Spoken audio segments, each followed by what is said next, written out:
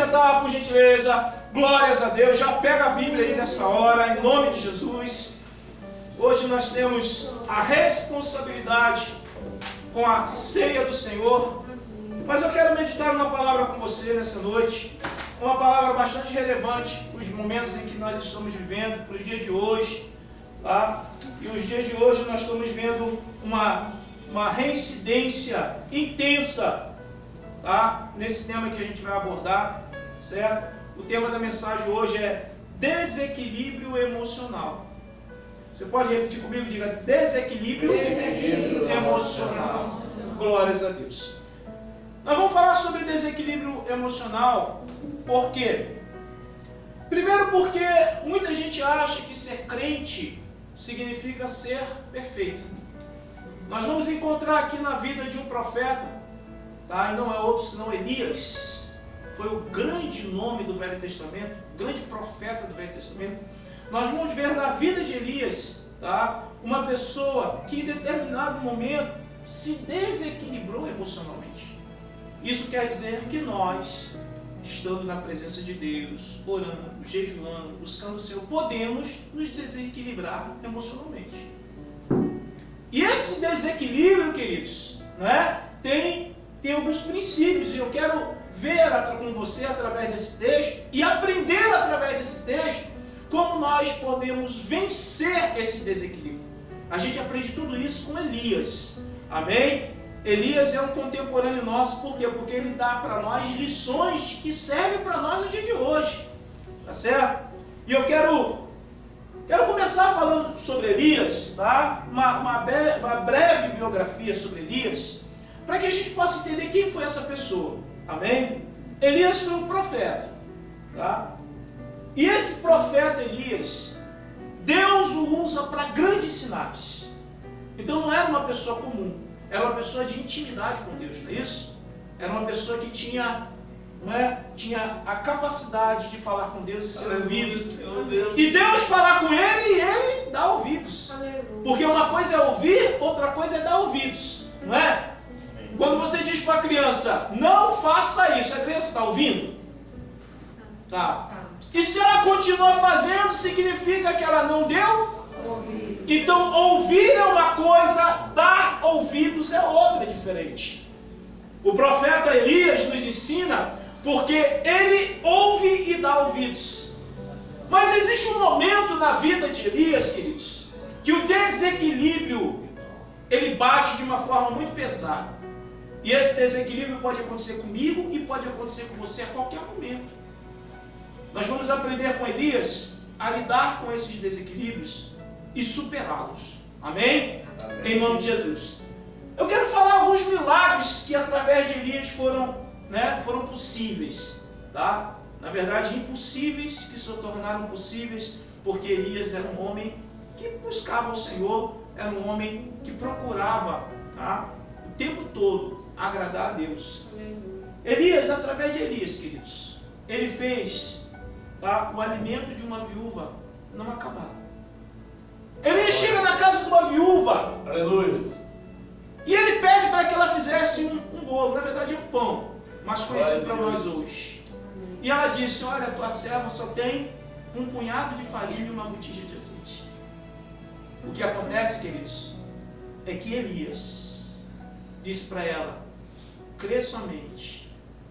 E ela faz aquele pão para ele se alimenta e depois, através do agir milagroso sobre a vida de Elias, ele multiplica o azeite dessa vida. Aleluia. Deus é extraordinário através da vida de Elias. Uma pessoa fantástica. Eu acho que cada um de nós aqui gostaríamos de ter conhecido Elias, sim ou não? Eu gostaria de ter conhecido Elias, de ter experimentado pegar na mão dele, dar um abraço nele, porque essa daí é uma pessoa marcante na história, não é verdade? E nós estamos longe da capacidade de Elias, muito longe. É isso? Elias, querido, minha querida, dessa mulher que ele simplesmente abençoa, essa mulher tem um filho e essa criança, ela morre. O que acontece? Deus usa Elias para ressuscitar o filho da sabedoria.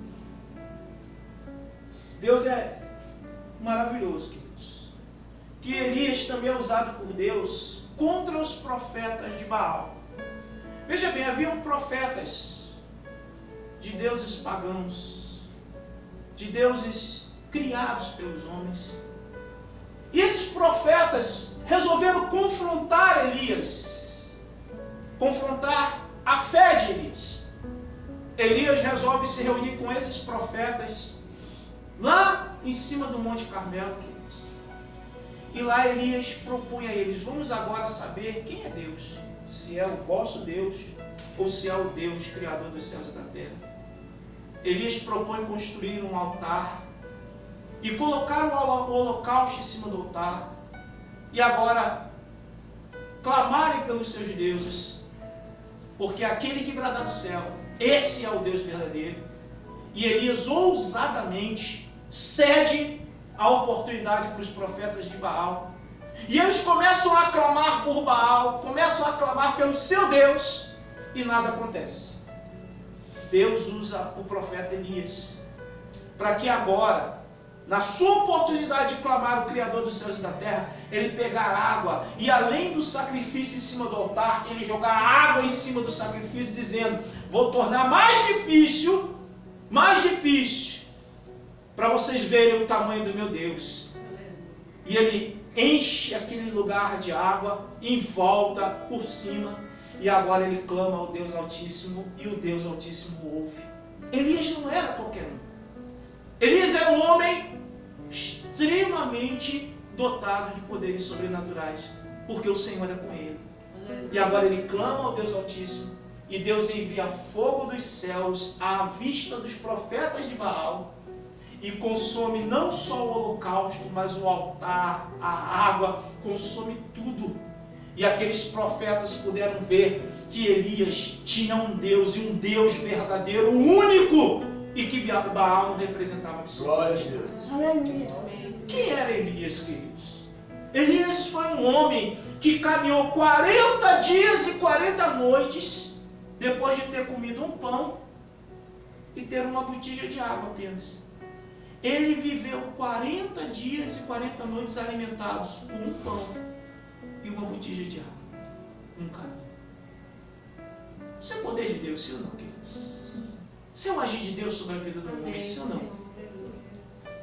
Elias clama e desce fogo dos céus sobre os chefes do exército do rei Acasias, porque o poder de Deus estava sobre a vida de Elias, queridos. Como se não bastasse isso, Elias, com a sua capa, divide as águas do Rio Jordão, porque ele era um homem que andava na presença do Senhor. Agora, comentando a respeito de Elias, parece para nós assim um negócio fora da possibilidade desse homem ter desequilibrado emocionalmente, sim ou não? Porque quando a gente olha um personagem desse nas escrituras, a gente imagina que ele foi o profeta, é ou não é? A gente imagina que foi o cara, sim ou não? Porque a gente vê os milagres através de Elias e de repente passa pela mente a ideia de que ele era perfeito. O que a Bíblia ela tenta nos dizer é que nós somos imperfeitos, porque a Bíblia mostra os erros e os acertos do ser humano. Deus ele nos usa e nos usa de forma poderosa, mas isso não quer dizer que nós não venhamos a ter dificuldades na nossa existência aqui nessa terra. Vivemos crises e crises existenciais, e crises sentimentais, crises financeiras. Nós vivemos crises aqui nessa terra, queridos, mas eu quero te dizer que nem por isso você deixa de ser homem e mulher de Deus. Aleluia. Nós vamos viver momentos difíceis, sim, mas isso não nos impede de sermos profetas, isso não nos impede de sermos a vontade de Deus aqui nessa terra, para pregar, para abrir igreja, para levar a palavra do Senhor, para levar uma cesta básica, para abraçar alguém e dar um conselho. Amém, Senhor Jesus. Nós vamos viver crise sim, queridos. Porque nesse mundo há aflição para nós. Nós não podemos achar que nesse mundo nós vamos encontrar perfeição, que não vai haver perfeição nesse mundo. O que nós podemos esperar desse mundo é aflição.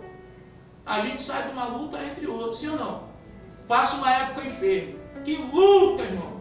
É ou não é? Para tal da chikungunya sair. E é uma guerra que ela não quer sair. E você manda, ela não vai. E você pede, ela não obedece. E você bota alguém para expulsar, não consegue. E às vezes nem o remédio dá jeito. É ou não é? Aí passa aquela guerra por causa da tal da chikungunya. Como é que é o nome da irmã dela, hein? A Zika. São duas irmãs. Pelo amor de Deus, queridos. São duas irmãs. A Zika e a chikungunya. Será que são gêmeas? Eu sei que vem de uma família do mal terrível, sim ou não, querido? Sim. Aí a gente sai dessa fase, aí respira, né? Que beleza. Aí vem a guerra financeira. Oh, meu Deus. Aí falta até a moedinha para comprar o ovo. Né? E eu vou falar que de ovo eu entendo, viu? Porque, meu irmão, ovo direto. Ainda está dando para comprar ovo, né? Então é ovo, tem que ser. Aí sai da crise financeira, aí vem os conflitos. É ou não é? Parece que todo mundo quer brigar com você. Vai para o trabalho, é o colega do trabalho. Aí vai para a escola, é o colega da escola. Aí anda na rua, até o papudinho. Perturba a tua paciência.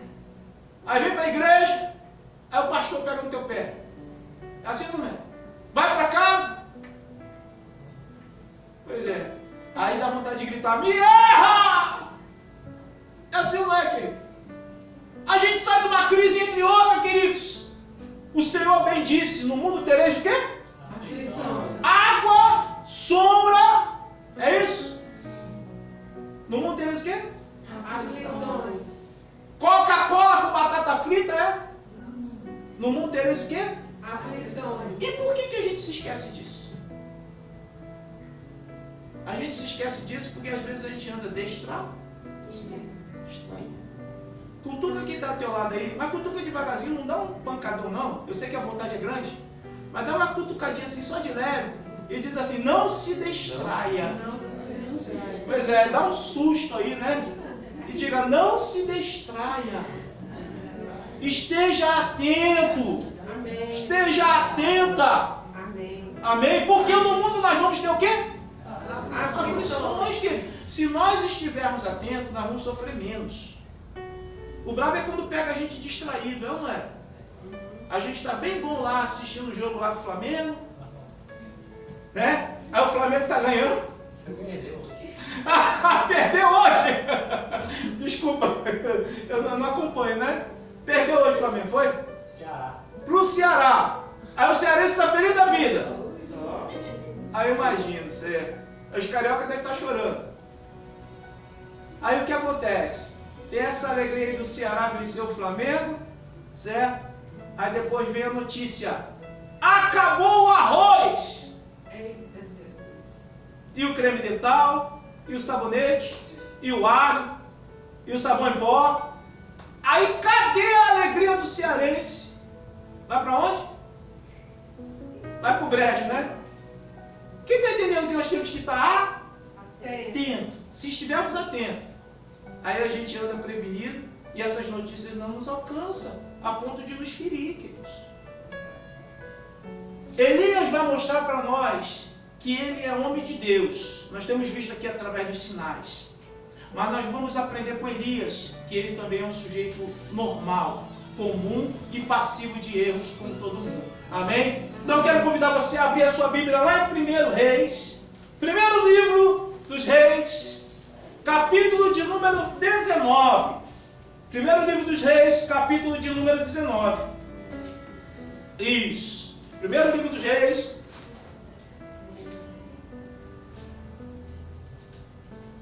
Capítulo de número 19. E nós vamos fazer a leitura a partir do versículo 1. Primeiro livro dos Reis, capítulo de número 19. a partir do versículo 1. Amém? Diz assim a palavra do Senhor: Elias no monte Horebe. Versículo 1 diz: Acabe fez saber a Jezabel tudo quanto Elias havia feito e como matara todos os profetas à espada. Então Jezabel mandou um mensageiro a Elias e disse-lhe: Façam-me os deuses como lhes aprouver, se amanhã a esta hora não fizer eu a tua vida como fizeste a cada um deles.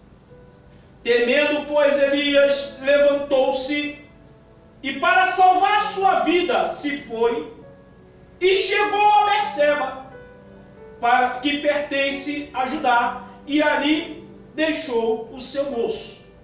Ele mesmo, porém, se foi ao deserto, caminho de um dia, e veio e se assentou debaixo de um zimbro e pediu para si a morte. E disse: Basta, tomar agora, ó Senhor, a minha alma, pois não sou melhor do que meus pais. Deitou-se e dormiu debaixo do zimbro. Eis que um anjo o tocou e lhe disse: Levanta-te e come. Versículo 6 diz: Olhou ele e viu, junto à cabeceira, um pão cozido sobre a pedra em brasa e uma botija de água. Comeu, bebeu e tornou a dormir. Voltou segunda vez o anjo do Senhor, tocou e lhe disse: Levanta e come, porque o caminho te será sobremodo longo. Levantou-se, pois, comeu e bebeu, e com a força daquela comida caminhou 40 dias e 40 noites até Horebe, o monte de Deus. Ali entrou numa caverna, onde passou a noite.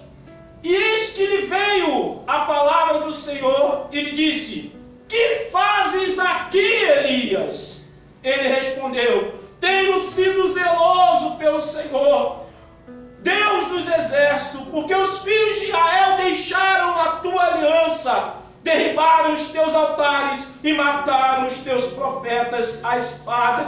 E eu fiquei só e procuram tirar-me a vida. Disse-lhe Deus: Sai e põe-te nesse monte perante o Senhor. Eis que passava o Senhor, e um grande e forte vento fendia os montes e despedaçava as penhas diante do Senhor. Porém o Senhor não estava no vento. Depois do vento um terremoto, mas o Senhor não estava no terremoto. Depois do terremoto um fogo, mas o Senhor não estava no fogo. Depois do fogo uma voz tranquila e suave. Ouviu Elias, envolveu o rosto no seu manto e saindo pôs-se a entrar na caverna. Eis que lhe veio uma voz que lhe disse: Que fazes aqui, Elias? Ele respondeu: Tenho sido em extremo zeloso pelo Senhor, Deus dos exércitos, porque os filhos de Israel deixaram a tua aliança, derribaram os teus altares e mataram os teus profetas à espada, e eu fiquei só e procuram tirar-me a vida. Versículo 15 diz: Disse-lhe o Senhor: Vai, volta ao teu caminho para o deserto de Damasco, e em chegando lá, unge a Azael, rei sobre a Síria, e Jeú, filho de Ninsi, ungirás rei sobre Israel, e também Eliseu, filho de Safate, de Abel Meolá, ungirás profeta em teu lugar. Quem escapar a espada de Azael, Jeú o matará. Quem escapar a espada de Jeú, Eliseu o matará. Versículo 18 diz: Também conservei em Israel 7.000 todos os joelhos que não se dobraram a Baal, e toda a boca que o não beijou. Amém, queridos? Amém. Uma leitura longa, uma leitura que a princípio não faz muito sentido, mas eu quero com você meditar em alguns pontos desse texto. O tema da mensagem é desequilíbrio emocional. Nós já vimos aqui que o profeta Elias foi o grande marco, tá, do profetismo em Israel no Velho Testamento. Elias foi a pessoa que marcou definitivamente a obra profética no povo de Deus. Os sinais através da vida de Elias marcou história e estão registrados hoje para que toda a posteridade conheça o poder de Deus sobre a vida de um homem e sobre a vida de um homem comum, assim eu e você. O que eu quero que você entenda nessa noite é que nós, pessoas comuns, podemos ser usados por Deus sim. Porque nós somos comuns, porque comemos arroz, feijão, rapadura, é ou não é? Quem é que gosta? Todo mundo, né? Uma farinhazinha, com uma gordurinha por cima, fica bom, sim ou não? E de manhã com um cafezinho, e um cafezinho preto, como um carioca gosta, é uma beleza. Nós somos pessoas comuns, queridos, como Elias foi. E nós, como pessoas comuns, nós podemos sim invocar Deus e sermos ouvidos. E Deus bradar dos céus através da nossa vida e promover o sobrenatural do Senhor. Porque não é pela força do homem. Infelizmente nós temos um evangelho no Brasil defeituoso por uma cultura errônea, achando, queridos, achando que é pela ideia, tá, da recompensa. Ou seja, Deus só me usa se eu merecer. Espera aí. Como é que nós vamos alcançar o merecimento se nós somos pecadores? Como é que nós vamos alcançar o merecimento se nós somos falhos e limitados? Como é que nós seremos merecedores do poder de Deus, queridos? Se o tempo todo essa carne nos impede de alcançarmos o sobrenatural. O que eu quero dizer é que a palavra do Senhor, ela é maravilhosa. Quando diz que quando Deus chama, Deus ele não está considerando o meu e o teu defeito. Ele está considerando que nós somos capazes de pôr a fé em prática. E a fé, queridos, ela não vem pelo merecimento. A fé é porque nós conhecemos a palavra e confiamos na autoridade do Senhor. E se colocarmos a nossa fé em prática, os nossos defeitos não impedirão o agir de Deus. Porque o agir de Deus, ele se dá por misericórdia. E o que é misericórdia?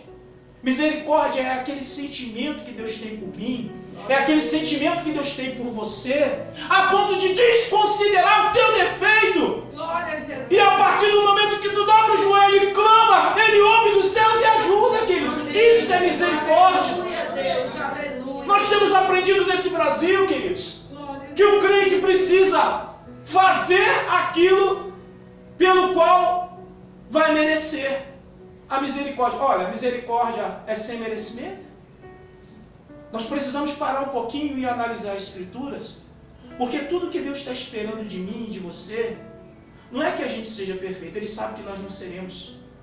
O que Deus está esperando de mim e de você é, primeiro, aquebrantamento de coração e reconhecimento da imperfeição. Segundo, reconhecer a autoridade e o domínio dele. E terceiro, ter fé, acreditando que ele pode agir. O homem, querido, jamais será aquilo que Deus gostaria que nós fôssemos. Deus gostaria que fôssemos perfeitos, mas nós não seremos, por causa do pecado que está entranhado dentro de nós, que veio de Adão. Esse pecado está em nós. Quando é que esse pecado deixará de estar em nós? Quando nós partirmos desse mundo salvos, ou quando o Senhor vier arrebatar a sua igreja. Agora nós precisamos nos contentar com a palavra que foi proferida pelo próprio profeta Isaías, que o castigo que nos traz a paz está sobre Cristo, e pelas suas pisaduras nós somos sarados. Entende que é por Jesus? Não é pela tua perfeição, não é pelo que você faz. É por Jesus, diga por Jesus. Por Jesus. Diga, é pela misericórdia Pela misericórdia do Senhor. E é pela minha fé. Quem está entendendo isso, queridos? Aleluia,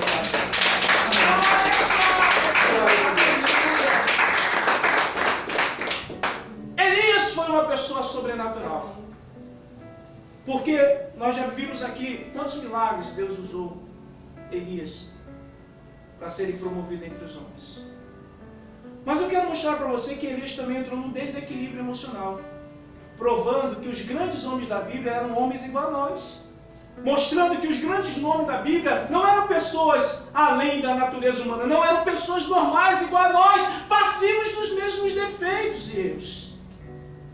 E que em determinado momento da vida de Elias, ele entrou em desequilíbrio emocional. Dá para imaginar um cara que tocou com a sua capa a água do Jordão se abriu e agora ele desequilibrado emocionalmente? Dá para imaginar um negócio desse? Um cara que multiplicou azeite, que ressuscitou criança, um cara que, meu Deus, orou e desceu fogo do céu. Dá para imaginar um cara desse, desequilibrado emocionalmente? O que a gente espera de uma pessoa dessa aí é um tanque de guerra, é uma? É uma pessoa imbatível, é uma pessoa perfeita na fé, é uma pessoa que não se abala por nada. Mas até Elias se abalou, se desequilibrou emocionalmente. E se ele, que foi usado tão poderosamente no passado, se desequilibrou emocionalmente, nós, que não chegamos nem a um percentual ínfimo da grandeza espiritual daquele homem? O que eu quero que você entenda nessa noite, que você é um ser humano normal. E às vezes a gente nos cobra querendo que nós sejamos algo que nós jamais seremos. Entende que às vezes a gente cobra nós mesmos? E tudo que Deus está querendo é aquebrantamento. Tudo que Deus está querendo é que a gente dobre os joelhos e desça as lágrimas diante do altar do Pai e diga: Senhor, muito obrigado pela tua misericórdia, muito obrigado por mesmo defeituoso tu me aceitar. Entende o que falta para o ser humano? É entender que Deus está de braços abertos. Ora, a parábola do filho pródigo é isso. O pai representa Deus com os braços abertos. O filho pródigo, ele se afasta, ele vai embora, ele pega seus bens, ele gasta absolutamente. Mas o texto diz que quando ele está voltando para casa, o pai o estava esperando. Deus não está nos esperando todo dia.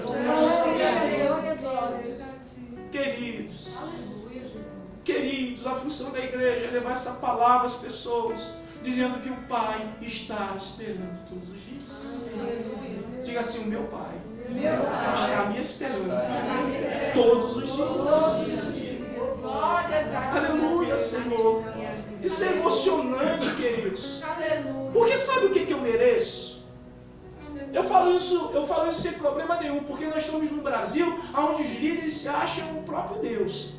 Sabe o que eu mereço? Eu mereço o fogo do inferno, queridos, pela natureza humana que eu tenho. Quem é que se acha assim também comigo? É o que nós merecemos, queridos. É o que nós merecemos. Mas a palavra do Senhor é maravilhosa, não é? Quando Jesus Cristo diz assim: eu vim para os meus, para os judeus, e os meus não me aceitaram. E agora eu dou oportunidade a todos aqueles que crerem que eu sou filho de Deus, sejam salvos. E eu resolvi acreditar. Quem resolveu acreditar também? Então diga: agora eu tenho direito à salvação. E isso é pela misericórdia, meu irmão e minha irmã. Pela misericórdia do Senhor. Não é por mérito. Não é por mérito. Nós não temos mérito de nada. Às vezes nós vivemos uma vida achando que é porque a gente ora um pouquinho mais do que o irmão, a gente é maior do que o irmão. Coisa nenhuma, querido. Coisa nenhuma. Quem ora, parabéns, glórias a Deus, alcança uma dimensão espiritual muito boa. Mas aquele que é fraquinho, que não ora tanto, alcançou também por causa da misericórdia. Amém. Talvez não ora, mas tem uma fé. Aleluia. É ou não é? E tem outro que não ora e não tem fé, mas é dadivoso, abençoa a obra. Glória a Deus. Quem está entendendo que Deus chama cada um para um ministério diferente? Não há padrão, queridos, não há um padrão. Nós não podemos olhar o Evangelho como um padrão. A própria palavra do Senhor, usada por Paulo, diz que a graça de Deus ela é multiforme. A multiforme graça de Deus ela tem muitas formas. Ela tem a forma do evangelista Fidel, ela tem a forma do diácono Marcelo, ela tem a forma do diácono Paulo Sarto, ela tem a forma da diaconisa Maria José, ela tem a forma da pastora Neira. Quem está entendendo? Amém. Tem muitas formas, porque cada pessoa é uma pessoa, queridos. E às vezes a gente quer fazer de todos um só, e não é assim. Cada um pensa do jeito, não é? Tem até aquele ditado que diz que cada cabeça é uma. Não é isso? Porque cada um pensa do jeito. Você é um ser independente do outro. E Deus quer nos usar do jeito que nós somos. E se nós entendemos nossa alimentação, o que nós merecemos, se nós entendemos que estamos aqui por misericórdia, e se nós confiarmos na palavra porque temos fé, nada nos será impossível, queridos. Mas mesmo assim nós podemos entrar em desequilíbrios emocionais. Glória a Deus. Tá certo? Aleluia. O desequilíbrio emocional, ele tem as suas causas, tem as suas formas, mas também tem a solução, queridos. Tá certo? Normalmente, o desequilíbrio emocional, ele surge a partir da consequência de algumas ameaças. Deixa eu explicar para você. Quando nós temos dívida, quem tem dívida aqui? Acho que está difícil aparecer alguém que não tem, né? Temos dívidas, sim ou não? Sim. Certo. E quem tem dívida tem que? Não é assim? Certo. Eu disse que o desequilíbrio emocional surge a partir de ameaças. Se nós temos dívida, nós temos um prazo. É ou não é? Porque as nossas dívidas têm um prazo para serem pagas. E chega no momento de pagar a dívida e você não tem o dinheiro, isso vai gerar um abalo? Sim ou não? Sim. Vai gerar um abalo emocional. E a partir desse abalo emocional, pode acontecer de haver um desequilíbrio emocional. E o que é o desequilíbrio? O desequilíbrio é a perda da noção. É a perda da consciência. O desequilíbrio faz a gente tomar algumas atitudes. O desequilíbrio faz a gente se comportar de uma forma que as pessoas vão dizer: poxa, eu nunca vi esse irmão assim.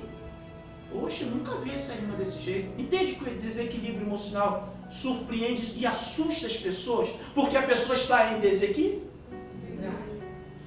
O desequilíbrio, queridos, ele surge a partir de ameaças. E essas ameaças, elas variam nas áreas da nossa vida. Pode ser física, pode ser uma enfermidade. Pensa numa pessoa receber uma notícia que está com uma doença pré-existente. A pessoa pode entrar numa depressão profunda, sim ou não? E é por isso que a doença ela se agrava. E a pessoa chega a óbito mais rápido. Porque entra num desequilíbrio emocional. Quem está entendendo? Uma notícia de uma fatalidade, a perda de um ente querido. Isso pode levar uma pessoa a um desequilíbrio emocional. De repente, uma fatalidade. Está em casa, depois chega a notícia, imagina. Imagina a mãe orando pelo seu filho. Orando, profetizando, abençoando seu filho. E vem a notícia que houve uma fatalidade e ela perde seu filho. Isso pode gerar um desequilíbrio? Sim. Entende, queridos? Então, o desequilíbrio emocional, ele surge a partir de ameaças que tiram de nós o domínio das coisas. E quando a gente perde o domínio da situação, isso normalmente nos leva a desequilíbrio emocional.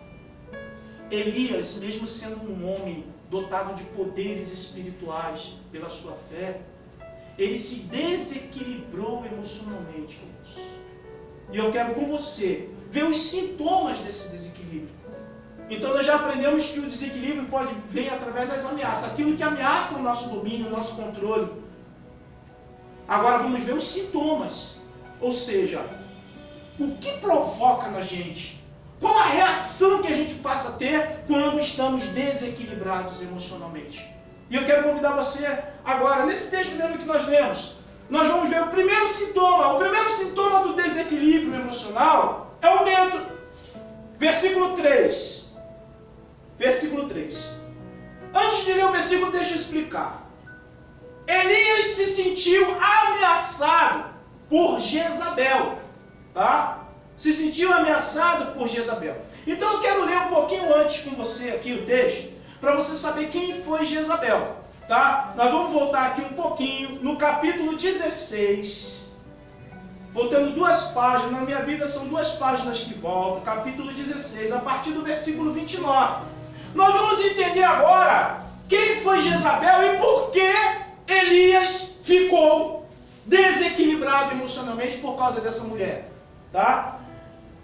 1 Reis, capítulo 16, a partir do versículo 29, 29, diz assim: Acabe, filho de Onri, começou a reinar sobre Israel no ano 38º de Asa, rei de Judá. E reinou Acabe, filho de Onri, sobre Israel em Samaria 22 anos. Versículo 30 diz: Fez Acabe, filho de Onri, o que era mal perante o Senhor, mais do que todos os que foram antes dele. Então ele foi um rei muito ruim, viu? Pior do que os reis antes dele. Tá? Versículo 31 diz assim: Como se não fora coisa de somenos andar ele nos pecados de Jeroboão, filho de Nebate, tomou por mulher a Jezabel, filha de Etibaal, rei dos Sidônios. Ou seja, o que esse rei de Israel fez? Se casou com a filha de um rei pagão, de uma cultura pagã, de uma fé pagã, de uma ideologia pagã, e trouxe para dentro de Israel uma mulher com uma cultura diferente dos israelitas. Está entendendo até aí?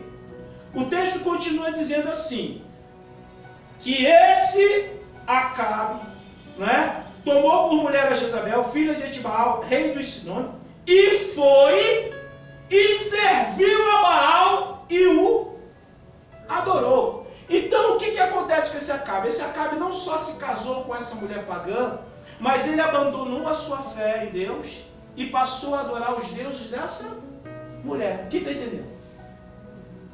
Versículo 32 diz assim, que esse Acabe levantou um altar a Baal na casa de Baal que edificara em Samaria. Então ele construiu uma igreja para esse Deus pagão nas terras prometidas, as terras que Deus deu por promessa a Abraão. Quem está entendendo o que esse Acabe fez? Se casou com uma mulher pagã, começou a adorar os deuses dela e construiu nas terras de promessa, nas terras que manda leite e mel, uma igreja a esse Deus pagão. O texto continua dizendo assim, 33. Também Acais fez um poste ídolo de madeira que cometeu mais abominações para a ira do Senhor, Deus de Israel, do que todos os reis de Israel que foram antes dele. Versículo 34 diz, em seus dias, Iel, o Betelita, edificou a Jericó, mas aqui não tem relevância, já é outra coisa. O que esse Acabe fez? Trouxe para dentro do povo de Deus uma mulher que veio impor a sua fé, contradizendo a fé do povo de Israel. Só que Deus levanta o profeta Elias para confrontar essa mulher e dizer, não, aqui tem Deus. Não, e o Deus dessa terra é um Deus poderoso. Entende o problema? E agora Elias, tá? Ele enfrenta os profetas dos deuses dessa mulher, que são os profetas de Baal, lá no Monte Carmelo, que nós já mencionamos aqui hoje. E o que acontece? O Deus dessa mulher é desbaratado. Porque o Senhor poderoso está querendo mostrar para essa Jezabel e para o seu povo que Ele é o Senhor. O que acontece, queridos, é que a partir do agir de Deus sobre a vida de Elias, essa mulher, no versículo 2 aqui do capítulo 19, voltando para o texto que nós lemos, capítulo 19, versículo 2, diz assim o versículo 2, então Jezabel mandou um mensageiro a Elias.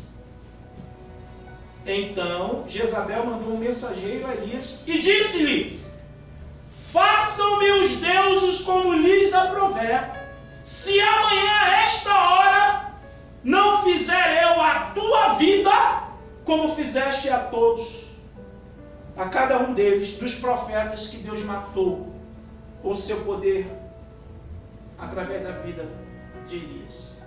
Essa mulher, ela faz uma ameaça, que vai tirar a sua... Quem está entendendo? A seriedade do negócio. Deus, agora na vida de Elias, usa-o poderosamente para desbaratar os profetas de Baal. Essa mulher fica revoltada e o que acontece, queridos? Elias fica com medo porque Jezabel manda um recado para dizer: eu vou te matar, eu vou acabar com a tua raça. O texto agora no versículo 3 diz assim: temeu, pois, Elias. Não é isso que está aí? Temeu, pois, Elias. Elias se desequilibrou emocionalmente, queridos. Apesar de tudo o que havia acontecido através da vida dele, ele agora, a partir do comunicado de Jezabel, de que ela iria persegui-lo até a morte, o texto diz no versículo 3, que ele temeu. O primeiro sintoma do desequilíbrio emocional é o medo. É o medo de não conseguir superar. É o medo de não conseguir enfrentar a situação que está ali diante de mim, diante de você. É o medo da gente definhar e ali ser o nosso fim. O primeiro sintoma do desequilíbrio emocional é o medo. De que não tem mais jeito. Quantas vezes na tua vida você pensou que não tinha mais jeito? Na minha vida, várias vezes. E isso é um dos sintomas de desequilíbrio. Mas a Bíblia diz, queridos, Jesus ele diz: eis que estarei convosco até a consumação do século. Isso significa que nós estamos só? De que o Senhor está conosco. E por que a gente tem medo, achando que é o fim? Porque nós perdemos a noção, perdemos a razão. E nos esquecemos da palavra do Senhor para nós. O segundo sintoma, tá, que acontece quando a pessoa está com desequilíbrio emocional é fugir. E eu já fugi, viu, de algumas coisas na minha vida, mas corri bem, para nunca mais voltar. Porque um dos sintomas do desequilíbrio emocional é a fuga. Vamos ver o que acontece aqui, ó, capítulo de número 3, versículo 3 e versículo 4 do capítulo 19. Diz assim, ó: temeu, pois, Elias, levantou-se, não é? E para salvar a sua vida, se foi e chegou a Berseba, que pertence a Judá, e ali deixou o seu moço. Versículo 4 diz assim: ele mesmo, porém, se foi ao deserto, caminho de um dia, e veio e se assentou debaixo de um zimbro e pediu para si a morte. O segundo sintoma, meu irmão, minha irmã, de uma pessoa que se desequilibra emocionalmente é fugir e simplesmente esperar a... Porque uma pessoa que está desequilibrada sentimentalmente acha que já chegou ao... E se chegou ao fim, o melhor é que aconteça logo o quê? Da gente? Não é. Já chegou ao fim. Eu vou ficar sofrendo por quê? Se já chegou ao fim, o melhor é... Quem está entendendo? O que é interessante, queridos, que não é só Elias na Bíblia que se desequilibra emocionalmente, não. Moisés pediu a morte. Olha, o grande líder de Israel pediu a morte, sim. Ele se desequilibrou emocionalmente. Um outro grande homem da Bíblia, Jó pediu a morte. Ele disse que amaldiçoe o dia do meu nascimento. E ele pede a morte. Quem está entendendo que isso pode acontecer com qualquer um, queridos? Não ache que a sua vida tem que ser perfeita. Nós vivemos um evangelho hoje de muita cobrança. De muita cobrança. Você tem que ser santo, você tem que ser assim, você tem que ser assado, não pode isso, não pode aquilo, não pode aquilo. Ora, tudo isso está certo, sim, não pode mesmo. Mas como nós vamos cumprir tudo, queridos? Se nós somos defeituosos. A Bíblia diz que essa carne milita contra o espírito. O espírito está pronto, mas a carne é Então nós temos uma carne fraca, defeituosa, nós temos uma carne limitada, e enquanto estivermos nesse corpo, nós seremos limitados. O espírito está pronto, mas a carne é fraca. A qualquer momento nós poderemos, queridos, nos desequilibrarmos emocionalmente. A qualquer momento nós poderemos nos desequilibrar emocionalmente. E o terceiro sintoma, nós já vimos aqui que o primeiro sintoma é o medo. O segundo sintoma é a fuga. Aí pensa logo em fugir, correr, desaparecer. Não é? Como diz o ditado, chutar o pau da barraca. Dá ou não dá vontade? Dá ou não dá vontade? Botar as coisas dentro de uma trouxa, no lençol, dar um nó, um cabo de vassoura nas costas e ó, pegar a BR e caminhar. E embora. Sem olhar para... Dá ou não dá vontade, irmão? Dá vontade sim. Pegar só o cachorrinho, né? O violão. É isso? E seguir em frente, querido. Mas isso daí é sintoma de, diga, desequilíbrio emocional. Então o desequilíbrio emocional nos provoca medo, fuga, nos provoca também mudança de rotina. O desequilíbrio emocional faz com que a gente se comporte de forma que as pessoas, elas olham e falam assim, poxa, esse não é o pastor Robson, essa não é a irmã Josi, essa não é a irmã Ana, essa não é a irmã Maria José. Entende o que o desequilíbrio emocional faz? Faz com que a gente mude o nosso comportamento comum do dia a dia. E a prova disso, que acontece com Elias, é aqui no versículo 3 que ele diz, ó, temendo, pois, Elias levantou-se, né, e para salvar a sua vida se foi e chegou a Berseba, que pertence a Judá. Olha o que diz a última frase, e ali deixou o seu moço. Sabe o que ele fez, queridos? Resolveu caminhar sozinho. Ele tinha uma pessoa com ele no ofício profético. Quando ele se desequilibrou emocionalmente, a primeira coisa que ele faz, não, fica aqui, ó, porque ficar comigo agora é furada. Vir comigo agora não dá certo não. Hoje está comigo, a bronca vai ser para ti também, entende? E essas mudanças nossas de comportamento, queridos, tá? Significa que as pessoas elas vão realmente se admirar. E aí, o que acontece nos dias de hoje, que é terrível, é que as pessoas vão nos, diga, julgar. Quem está entendendo? Ninguém vai entender que nessa hora a gente está precisando de carinho. Que nessa hora a gente está precisando de amor. Que nessa hora a gente está precisando de um abraço. Que nessa hora a gente está precisando de um beijo. Que nessa hora a gente está precisando de um afago. Que nessa hora a gente está precisando de que a pessoa nos abrace. Mas por incrível que pareça, nós aprendemos no Evangelho danificado aqui no Brasil, que quando a pessoa está prestes a sair, infelizmente, sabe o que o povo da igreja faz? Ó, acaba de empurrar para fora. Porque a gente tem uma cultura dentro da igreja aqui no Brasil, queridos, de que o crente tem que ser perfeito. Entende qual é o problema? Quando o irmãozinho, a irmãzinha estiver debilitada, a gente tem que fazer o quê? Não é? Ajudar, segurar. Fala, não, fica aqui. Não, eu vou ficar contigo. Não vou deixar você sair, não. Não, peraí, tá difícil, mas eu tô aqui do teu lado. Eu tô contigo, junto e misturado.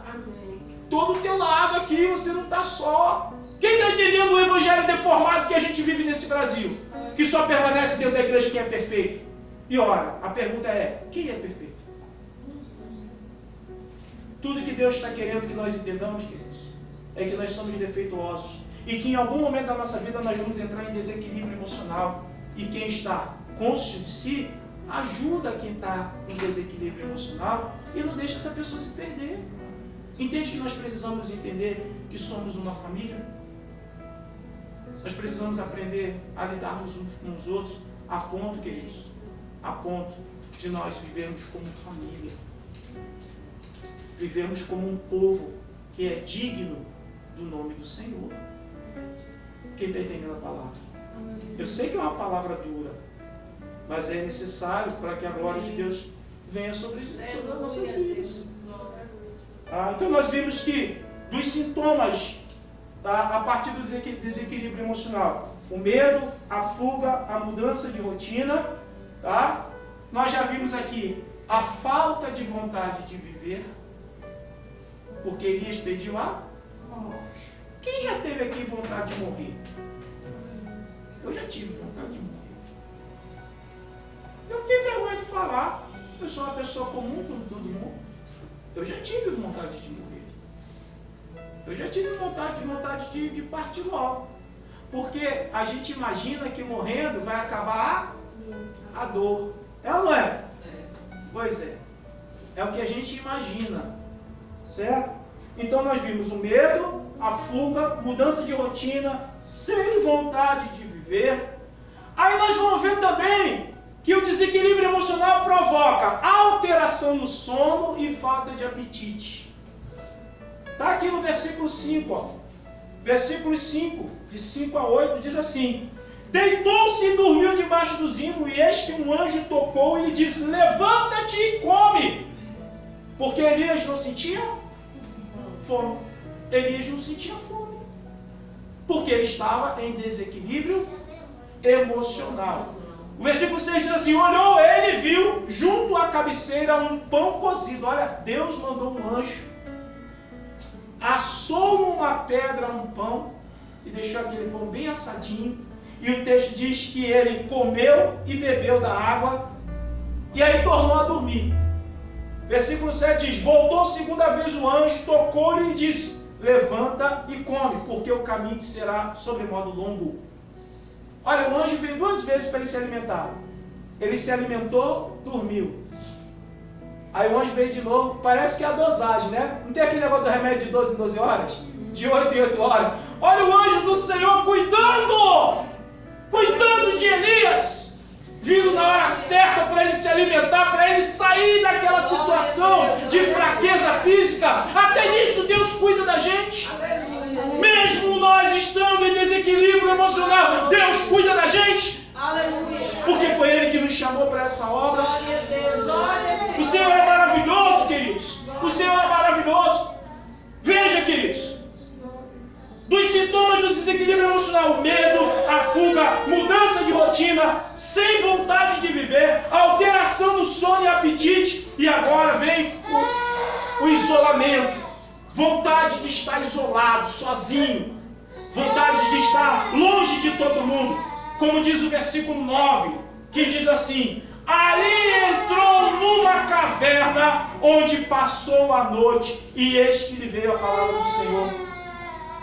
Elias entrou numa caverna e passou a noite. Por que ele foi numa caverna?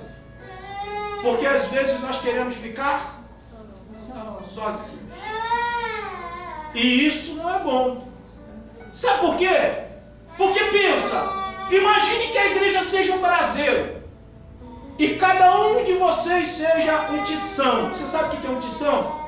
Tição é um carvão em brasa. Imagina que cada um de você é um carvão em brasa. Se nós ficarmos juntos no braseiro, todos nós estaremos em chamas pelo fogo do Espírito. Mas se nós pegarmos um tição desse e separar, o braseiro continuará em fogo, mas esse tição separado vai? Quem está entendendo? Que quando nós nos afastamos do braseiro, a tendência é nós apagarmos. Porque a igreja é o braseiro de Deus, o Espírito Santo é o fogo dos céus, e Deus quer nos manter aquecidos para que nós sejamos luz e sal para esse mundo. Nós precisamos permanecer juntos. Eu sei que às vezes dá vontade de chutar o pau da barraca, às vezes dá vontade de ficar sozinho, olhar para a cara desse pastor, esse pastor maluco que fica gritando. Às vezes eu me encho o saco da voz desse cabra. E aí o que acontece, queridos? A tendência é acontecer o quê? Se apagar.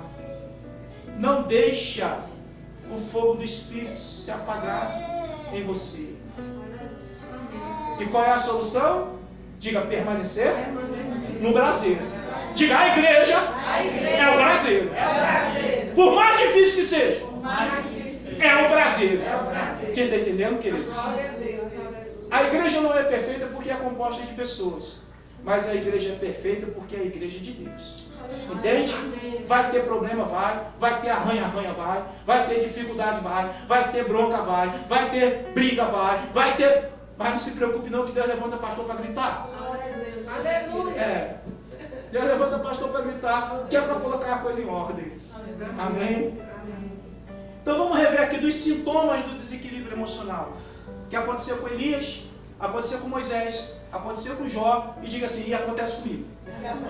Pois é, dos sintomas, medo, fuga, mudança de rotina, sem vontade de viver, alteração no sono e apetite e isolamento. Você está entendendo, queridos? Agora, o que a partir daí provoca é o que é mais perigoso. Porque enquanto está esses sintomas, existe a possibilidade de reverter isso aí. Mas quando entra nesse último sintoma, que é a falta de sensibilidade espiritual, aí a pessoa está prestes a morrer espiritualmente. E olha que Elias estava prestes a morrer espiritualmente. Porque ele chegou a esse nível. E nós temos que ter cuidado para não chegarmos a esse nível. Tá? Vamos ver aqui o versículo 11, o que diz. Versículo 11, diz assim: Disse-lhe Deus, sai e põe-te neste monte perante o Senhor. Eis que passava o Senhor. E um grande e forte vento fendia os montes e despedaçava as penhas diante do Senhor. Porém o Senhor não estava no vento. Depois do vento um terremoto, mas o Senhor não estava no terremoto. Depois do terremoto um fogo, mas o Senhor não estava no fogo. E depois do fogo uma voz tranquila e suave.